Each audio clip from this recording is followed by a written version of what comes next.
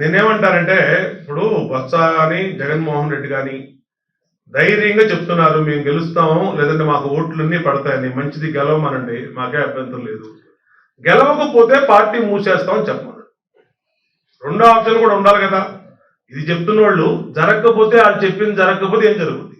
రెండో విషయం, మాకు వచ్చినటువంటి సర్వేలు కానీ, మీడియా చేసిన సర్వేలు కానీ అర్ధరాత్రి 2 గంటల వరకు ఉండి ఓటేశారు అంటే ఈ ప్రభుత్వ వ్యతిరేక ఓటు ప్రజల్లో బలంగా ఉంది. మహిళలు కానీ, మగవాళ్ళు కానీ, చిన్నపిల్లలు కానీ, ఏజ్డ్ పర్సన్స్ కానీ అందరూ కూడా ఇచ్చాపురం నుంచి కుప్పం దాకా ఒకటే నిర్ణయం తీసుకున్నారు.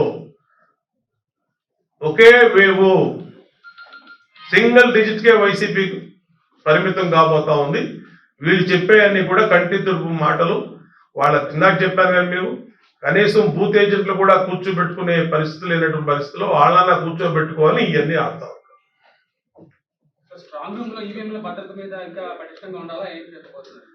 ఖచ్చితంగా ఉండాలండి. అదే ఎలక్షన్ కమిషన్ దృష్టికి తీసుకొచ్చాం.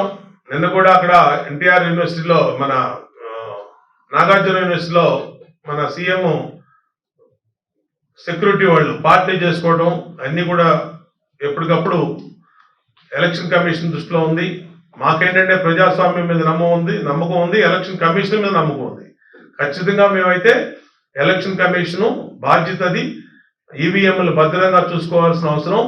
3 అంచెల భద్రత పెట్టామని చెప్తున్నారు. 3 అంచెల భద్రతలో CCTV సర్వైవల్ కెమెరాలు పెట్టారు. కాబట్టి జాగ్రత్త, భద్రంగా ఉంటుందని అనుకుంటున్నాం.